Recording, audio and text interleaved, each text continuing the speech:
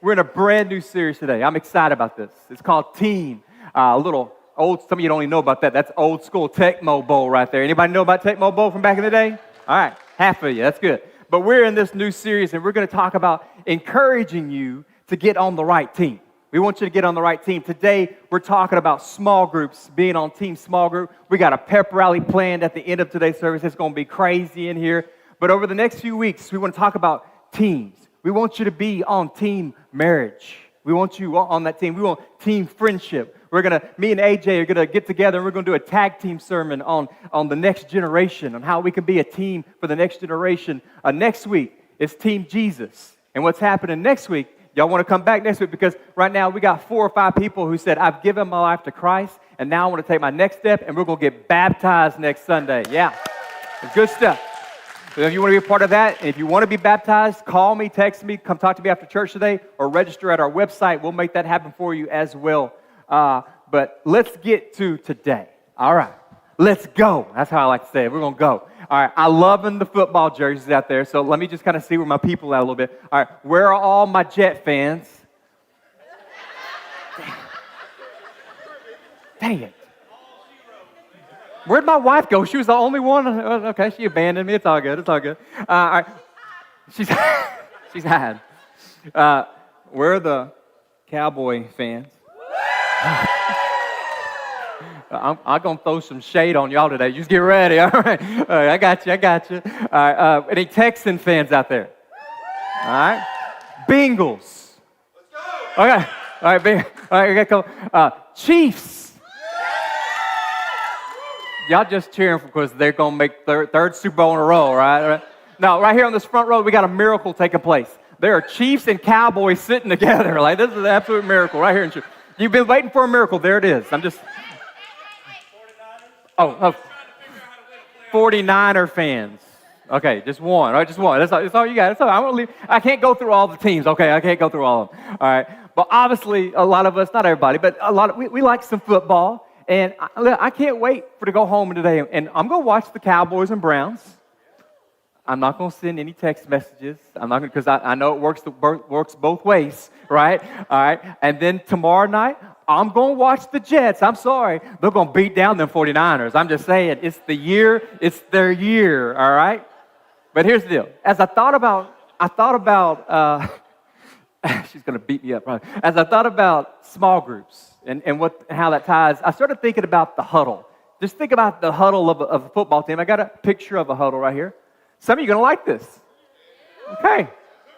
Now, I wanted to show you a championship team because it's been like 30 years. And so, that's what it used to look like, okay? Cowboy, that's right. But you got some studs right there, all right? Let's go. Aikman's a stud, right? Emmitt Smith, a stud. Look at that. Is that Larry Allen? He's like 4 people in the back. Look at that dude. He's amazing. But man, this huddle, man, this is where they get together before they run the play. They tell them what the play is, hit the hands, they break, and then they go run the play and hopefully score or whatever they want to do. And I started getting curious, and I think I've mentioned this before. I was like, huddles. Like, how did the huddle come about? And I started doing a little research, and I found out it was actually created in 1884. You ready? 1884, and it was by a college deaf team named Gallaudet College. That's what Gallaudet University. And the quarterback was a guy named Paul Hubbard. And what he was playing another deaf team, and he didn't want to risk them seeing him do sign language. And so that's why he decided to call his guys together and do the huddle and make the huddle. And that's how it was created. Because here's the deal, sign stealing. Like it's been going on a long time, stealing signs, all right? It didn't just happen last year with Michigan Wolverines, for the record, all right? All right, it's been going on for years. So we got to protect ourselves. But anyway, that's kind of how this huddle got started. And when I think about small groups, it kind of reminds me of a huddle as well. It's where a group of people, they come together for a purpose. They come together for a purpose. And we can call them a holy huddle for today, if that's going to be all right. We're going to call them a holy huddle and see a healthy, life-changing group, a holy huddle. It's kind of like a football team that huddles. It's a safe place to encourage each other, to build each other up, to motivate one another, to minister to one another. And I believe that small groups are the key to a successful church, to a thriving church, to a growing church. And so I was thinking about our vision this year. Our vision this year is the word move. And we want God to move, and we want you to move when He calls you to move. And today, I'm challenging you. I want you to move out of a comfort zone. And I want you to, and this is hard, and I get it, move into a house setting to get to know each other better, to grow in your relationship with Jesus and let that get stronger. And I believe small groups makes that happen, because what I've learned is you can't win at the game of life by yourself. Like, you need people in your life. We are better together. We need each other. So this morning I'm going to give you 3 quick reasons on why we need a holy huddle. Here's point number 1 is this. Holy huddles connect one another. I hear it all the time. I don't know anyone here, right? We hear that, and that's good, because that means we always got new faces and new people coming and things like that. And I love our Sunday morning experience, but there is no way that you can get to know everybody in an hour and a half on a Sunday morning experience. You can't. There's a hug here, a high five, a handshake, or how you doing, how's everything going, and then you go on your day and you're out. Like, you don't really know what's going on in somebody's life on a Sunday morning experience. You need more. And small groups, they offer more. Do you know what makes a football team better? It's when they're connected as a team. It's when they're connected as a team. It's when they are committed to each other. It's when they are on the same page. It's when they are doing life together outside football. Outside football. And I was reading about some guy. These people right here, they know about him. This guy, Patrick Mahomes. He's kind of good, I think. And he's about to go for a 3rd Super Bowl, so I'm saying he's pretty darn good, right? But I was reading an article about it, and I was like, what makes him a good teammate? And here's what his players and his teammates said. They all said that he is phenomenal at building relationships with everybody. That's what he's great at, building relationships. He's all in. He is a team guy. He puts others before himself. And I think that's the key to being connected. In your small group, you have to be a team guy. You have to be all in. You have to be committed to the team. The question is, well, what does that look like? It means showing up to small group. It means showing up to small group. And on our small groups, if you don't know, they last 9 weeks. It's a 9-week commitment.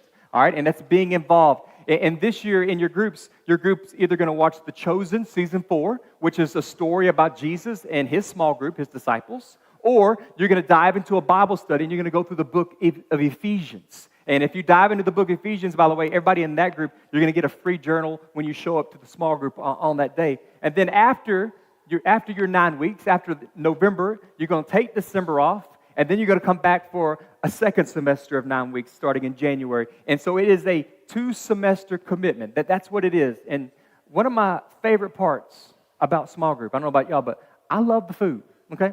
I'm there for Jesus, but I'm there for the food, all right? I love the food. And I started thinking about that. And I'm going to say this to some people just to help, not that you're doing this, but I just want to put this out here.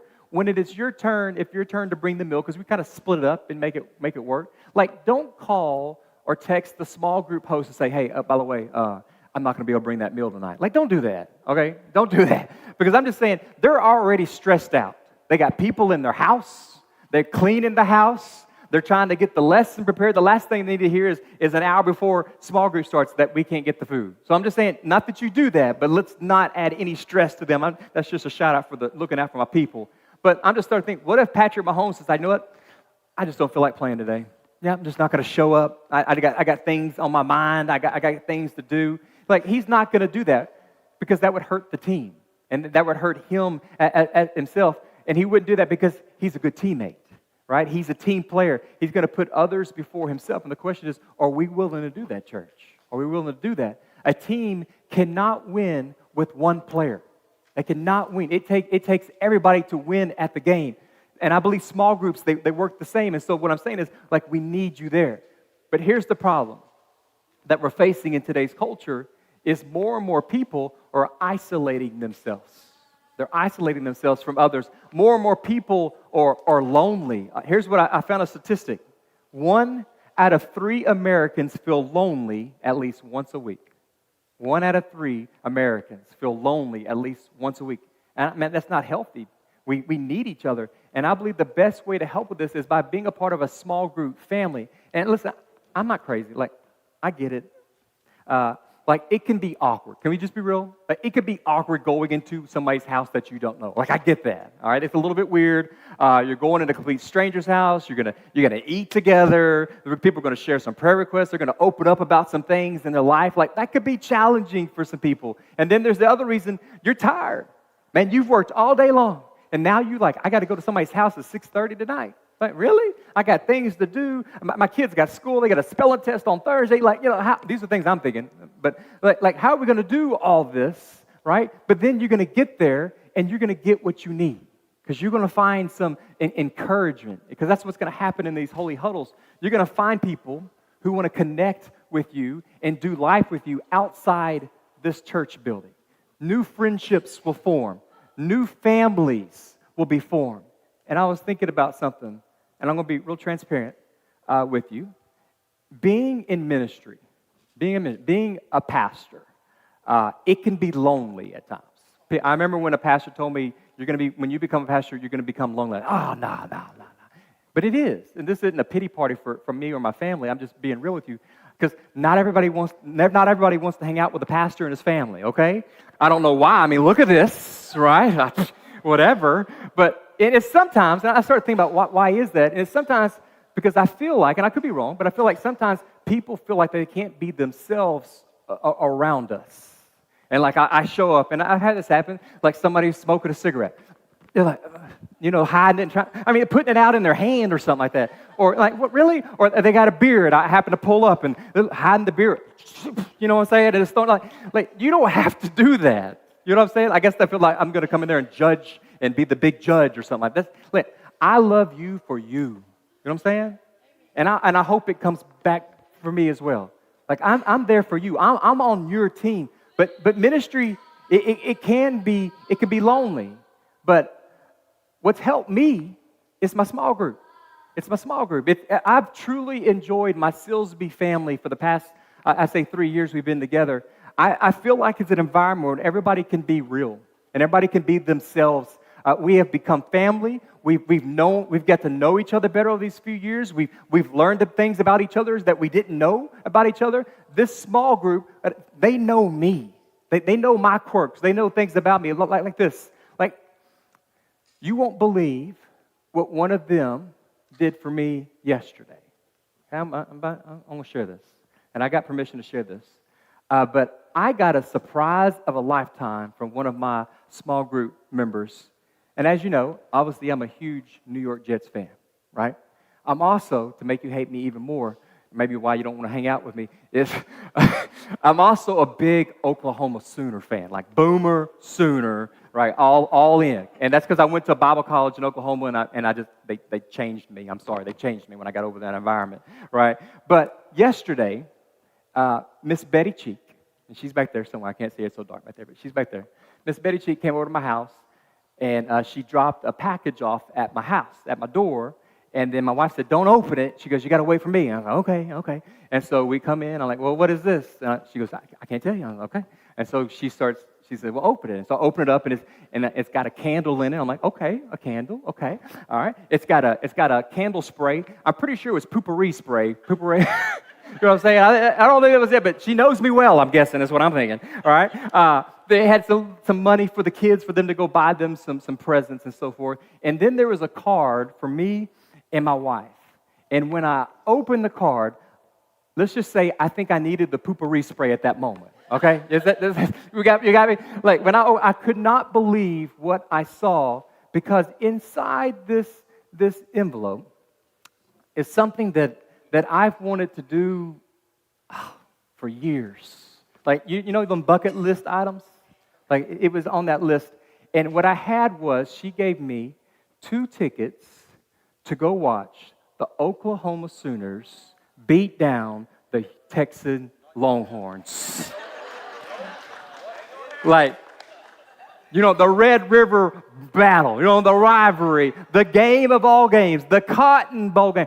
And like, I know you're not supposed to say, like, I was like, "Oh my God." I'm not supposed to say that, I apologize. But I'm like, "Oh my God." I was like, what do I do with it? Like, who does this? You know what I'm saying? And I'm trying to fight back the tears. I'm trying to fight back the tears right now, you know what I'm saying? And like who does that? Because she has no idea. That meant the world to me. that she would do something like that for me. Like, who does that? I tell you who does that. People who care about you. That's who does. People who want to do life with you. People who are connected with you. People who truly love you. And that's what happens in a small group family as those bonds begin to take place.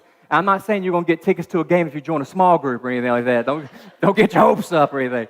But for me, I'm just saying, that meant the world to me. So thank you, Miss Betty. I want to say that from right here. Thank you, Miss Betty, for doing that for me and my family. Yes.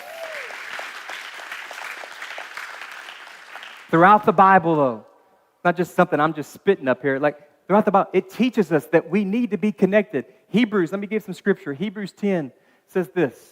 Let us think of ways to motivate one another to acts of love and good works. And let us not neglect our meetings together, as some people do, but encourage one another, especially now that the day of his return is drawing near. God's word is saying, I need you to connect. I need you to get better. I need you to encourage each other. How about Romans 15:5 says, may God, who gives this patience and encouragement, help you live in complete harmony with each other as fitting for followers of Christ Jesus. We should be in harmony with another. As Christians, we should be in harmony. And then I really love this next verse, Romans 12:16. It says, live in harmony with each other. Don't be too proud to enjoy the company of, God says, ordinary people. And don't think you know it all. I like that part as well, right? Listen, you're going to have some ordinary people in your small group, and you're going to have some extraordinary people in your small group, right? You're going to have all kinds of people in there. But listen, we will have differences. And guess what? That's okay. We will think differently. We will act differently. We will view things differently. And that's okay. We need to be willing to accept one another's differences so we can be in harmony together. And listen, the enemy is going to do everything he can to mess up your group this year. I believe that. These next few months, it's going to get real crazy. We know this in our world with things that are about to go down. And he's going to do everything he can to mess up these groups. He wants to divide you. He wants you to get upset with one another. He wants you to get butt hurt and say, I'm leaving, they hurt my feelings. Like, he wants all that to take place. He wants to divide the small group. He doesn't want harmony in these groups. He doesn't want you to connect with one another. So you got to be on the lookout. You got to be on the lookout. But if you're willing to trust the Holy Spirit, if you're willing to trust Jesus, because he's the one who started small groups when you think about it, if you're willing to work through some things as a group, to work through each other's differences and thoughts, I believe God's going to move in your group this year. I really believe he's going to move in your group. God will help you connect better to others and to himself if you're willing to enter into this game of life. If you're willing to leave what I like to call the Sunday morning sidelines, because this is the sidelines, people. You got to leave the sidelines and you got to get in the game. And you need to get in the game with your team. And that's why we need a team. Here's another benefit. Number 2, holy huddles support one another. Holy huddles support one another. Galatians 6:2 put it this way, share each other's burdens, and in this way, obey the law of Christ. What's the law of Christ? That's loving your neighbor as yourself. That's what Jesus is saying here. And listen, as much as I wish I could meet everybody's needs as your pastor, I wish I could do that. I ain't Superman, last time I checked, okay? And I'm going to fail. I'll just let you know, I'm going to fail at that. I'm going to miss a hospital visit. I'm going to miss something. It's going to happen, I promise you. Not that I want to, it's just things, life happens. But here's the good news. This is where the power of the holy huddle comes to take place, where they come into play. Because hopefully in these groups, eventually you get to a place where you are opening up to each other and you are being vulnerable, which takes time. It takes time to open up about your burdens. That's just not going to happen on the first time you meet. But in the small group is when you might have someone who's having a tough time. They might be coming in, man, I had a horrible day today. This day was just horrible, right? And then this is happening in our groups. You know what the group does? They stop what they're doing, and they gather around them, and they lay hands on them, and they begin to pray for them. There's power in those moments like that, right? And then throughout the week, now you know what's going on in life. You're encouraging them. You're checking on them. You're doing those kind of things. You're supporting them like the Bible talked about. If they want a hug, if they don't like hugs, don't hug them, okay? But if they like hugs, hug them, right? Give them the hug. Do what you got to do. And what you're doing right now, you're shepherding the flock. And that's what Jesus wants us to do. You're shepherding the team. You're shepherding your family, your spiritual family. 1 Thessalonians 5:11 says this, so encourage each other and build each other up, just as you are already doing. So Jesus, we're expected to do these kind of things for each other. You get strength and I get strength when we show up to a small group. You get encouragement, and I get encouragement when I show up to a small group. So here's the question. Who's looking out for you? Who's looking out for you? And here's the other question. Who are you looking out for? Who are you looking out for? Can you name a few people from the church who are really looking after you, and you're looking after them, and you're checking out on them? Honestly, if you think about it, that's kind of what it means to be a Christian. Checking on each other, being there for each other, being the family of God. So we are called by God to belong, to connect with one another, to support one another. And the question is, are we doing that? And I started thinking about some things. The things in our life that we're probably most embarrassed about. Do you know that God can use that for the good in the church? Those things that we don't want to talk about sometimes, He can use those for the good in the church. Those habits and those hurts and those hang-ups and those sins and those mistakes, God's like, I can use that in my family. We can do something with this. We can encourage people with this, but let's be real. Like I said, I don't expect you, as I said earlier, I don't expect you to open up about your deepest, darkest secret during a small group meeting, okay? Let's just be real, especially not on the first time you show up, right? But over time, when you connect better and you're there for one another, when you start trusting other people, you will have opportunities to share those burdens. And it might not happen on a Wednesday night. Sometimes what happens? It happens later in the week when you go out and have coffee with one person, or you go have lunch with somebody from your small group. And listen, you might have no idea who's been through what you're going through right now until you're willing to be vulnerable, until you're willing to open up. Because think about it like this. Who better to help someone on the verge of going through a divorce than someone who's been there and done that? Who better to help someone with an addiction than someone who's been there? Who better to help someone who's lost a close friend or lost somebody unexpected or lost a child than someone who's been there?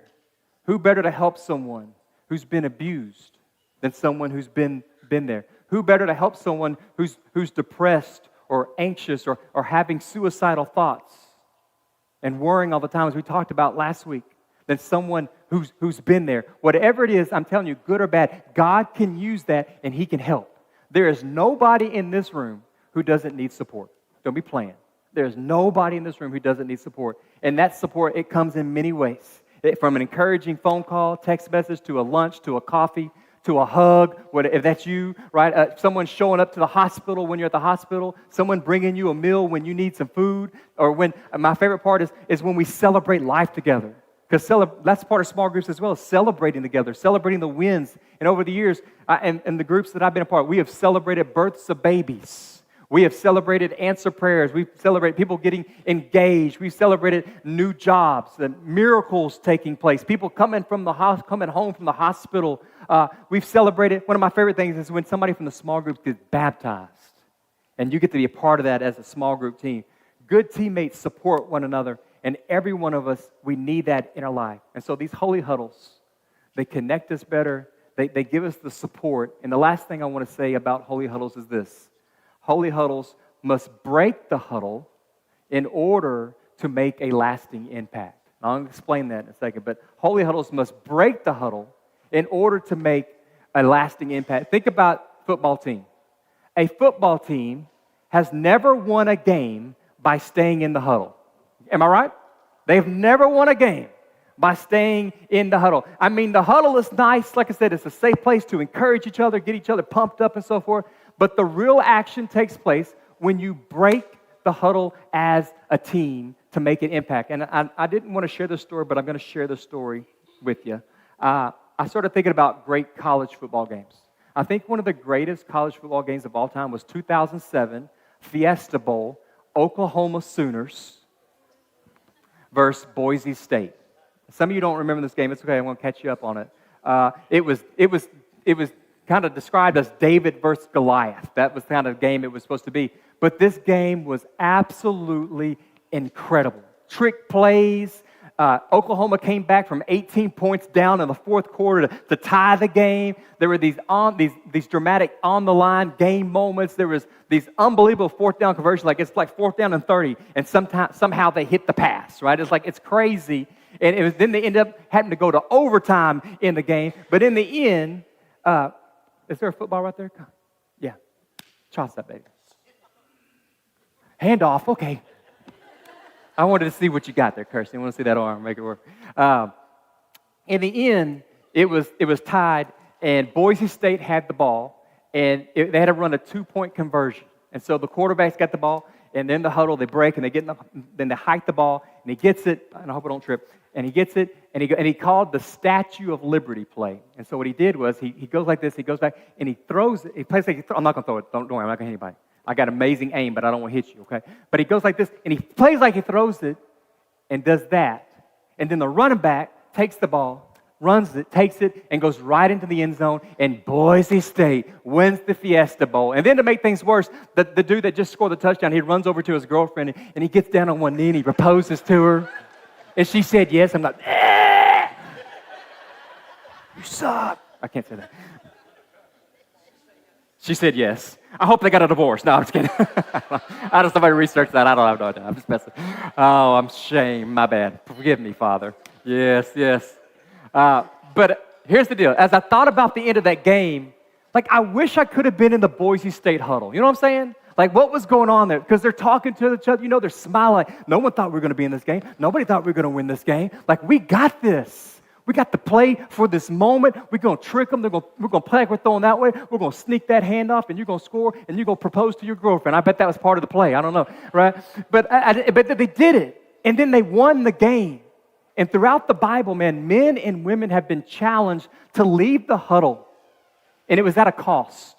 Anytime you leave the huddle, it's going to be at a cost. Abraham was blessed. But to be a blessing to others, he had to leave his comfort zone. He had to leave his home and go somewhere where God told him to go. And God didn't tell him where to go. He's like, I just got to trust you. I'm going to follow you. And wherever you lead me is where I'm going to stop at. And so he left everything behind. And God was able to bless him and use him for a blessing for other people. I think about Peter when he left the comfort zone of the boat and he began to walk on water to Jesus. And I thought about all the disciples. They had to leave their whole life behind, all their jobs behind, all their friends and family behind in order to follow Jesus. And then there's Moses and Samuel and David and Matthew and Paul. And they became passionately involved for God's kingdom, right? After they encountered God. They had a life-changing moment which changed their life. And I just want to say, passion is great, but it's not enough. It's not enough. The people in your small group, they're going to be passionate about some things in their life. But God, I think He wants more than our passion. He wants our passion, but I think He wants more than passion. He wants us to be willing to count the cost and actually move out of the comfort zone to live for Him. How do we do that? Well, first, for some of you, the comfort zone is you got to join the small group. That's going to be your big step for some of you. And then it's deeper than that. It's inviting people to your small group that don't go to your church, right? It's people in your neighbors. It's people that maybe go to other churches, but maybe they're not doing anything to get connected. And so it's something like that. It's one of the most important things is, I believe, is you serving together as a small group. When you serve together as a group, that helps you, that encourages other people, and it makes you get closer as a small group. And I've read about other groups and things they've done. I've heard some groups, they would bring a sack lunch once, peanut butter and jelly sandwich. That's how I started, small groups, peanut butter and jelly sandwich on the last Sunday of the month, and they brought it to downtown, and they just started feeding the homeless. I think that's beautiful. That's beautiful. We need more of that. That's sharing the love of Jesus. You can't stay inside these four walls. You have to be out to make an impact. It's doing things like that. It's one group, they would take roses to widows on Valentine's Day and started doing something as small as that. Some they helped organize a medical clinic, and it served nearly 400 people and involved 375 volunteers. And this group was started by 5 young couples with preschool kids. And they're changing their city because of the things they're doing. When groups begin to serve, I believe they become healthier as a group. And so with that in mind, our groups, we're going to serve this year. We're not just staying inside the house. We're going to get outside the house. You're going to serve at the church as a team. You're going to be doing things here at the church, but also we're going to challenge you to get outside your room, outside your house, and serve in our community, whatever that looks like. But we can't make an impact if we just stay inside our little holy huddles. A great group is more than a huddle. A great group is more than a huddle. To win the game, to make an impact, you have to leave the huddle and actually run the play. You got to run the play. I believe in small groups. To me personally, they're not just another program to me. That's not what they are. They're the most important ministry that I believe that we have going on in this church if done correctly. They have to be done correctly. They have to be done the right way. To me, and you can agree or disagree, it's okay, but to me, it's more important than our Sunday morning experience. To me, it's more important than my preaching. That's how I feel about it. It will change your life if you're willing to leave the sideline and actually join a group and get in the game. And you're going to find connection. You're going to find support. And then as a team, you're going to make an impact. And so now we're at the point of the service where it is time to decide what team you're going to join.